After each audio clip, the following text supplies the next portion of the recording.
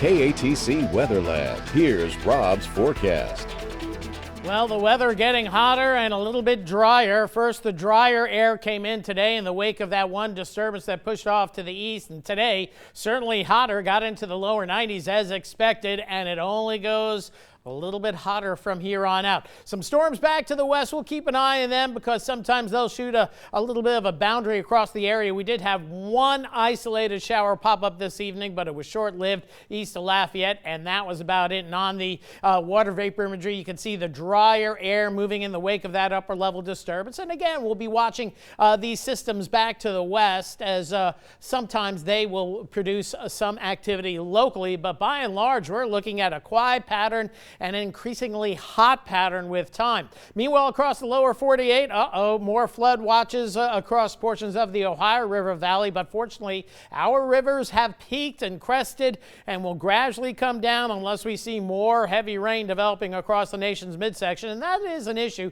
for sure. This evening, strong to severe storms across Texas and Oklahoma, and it's going to be stormier off to our north over the next several days, so that's actually going to allow for a little bit breezier conditions with storms to the north and high pressure ridging over the southeast U.S. and the eastern Gulf of Mexico developing with time. Now, meanwhile, we did a story earlier about the bacteria level growing in the Gulf of Mexico sooner than normal because above normal temperatures are found in the Gulf. So that is an issue. And what I have plotted up here, all areas that have temperatures greater than 80 degrees, which will support tropical activity. But again, we're in June. Got to remember, most tropical activity comes after the 1st of August. That's 95% of all Atlantic and Gulf of Mexico and Caribbean tropical systems come after August 1st. So now we're in the quiet time, but the Gulf is certainly heating up. Temperatures ranging from the mid to even the upper 80s as you get into the southeastern Gulf of Mexico. And these are what's called the Gulf anomalies,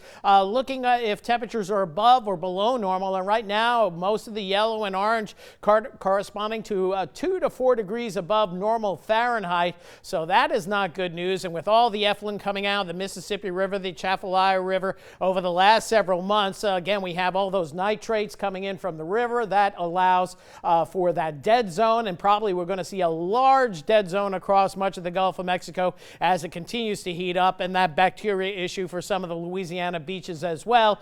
Only thing that fixes this is if you have persistent thunderstorms out in the Gulf of Mexico that cool things off, or you have eventually supporting tropical systems, and that will fix the dead zone, but that could be more trouble down the line. We'll just have to wait and see how it plays out, but it's not good news when the Gulf of Mexico is 2 to 4 degrees above normal. Here we are in the mid to latter part of June. So as we look at our weather in the near term, it's going to be nice and quiet overnight tonight through tomorrow morning. Morning clouds giving way to partly to mostly sunny skies.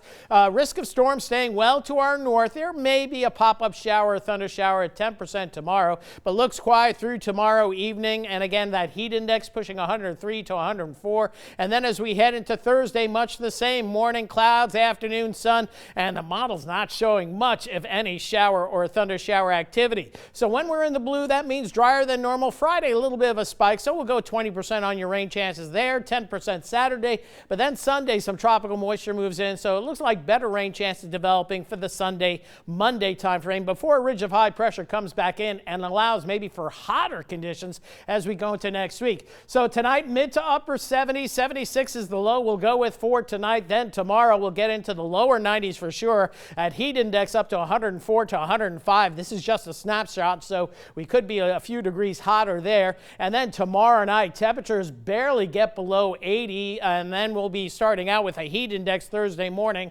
close to 90, and then Thursday afternoon back into the lower 90s, and that heat index getting even hotter up to 106, 107. But at least we'll have a pretty good southwest breeze. But the bottom line, full summer heat on the way. Tomorrow's heat index, if we plot it up hour by hour, hitting that 100-degree mark or better and staying there from 11 a.m. to at least 5 or 6 o'clock in the afternoon. So if you work or play outdoors, make sure you stay hydrated. Quiet summer evening overall, fair skies. Jupiter out there leading the moon lagging behind and not quite full, 76 the low. And by the way, you can still see the moons around Jupiter with a good pair of binoculars, at least 3, maybe 4. Getting hotter tomorrow, heat index up to 100. 103 to 105. That afternoon high right at 93 degrees. Light southwest winds picking up during the afternoon, though. And as we go down the road, relatively quiet pattern through Saturday, Sunday. We'll see a spike in the rain chances, 40, maybe 50% Sunday, and that may carry into Monday as well. And then the heat comes back on. Temperatures in the mid-90s. And oh yeah, by the way,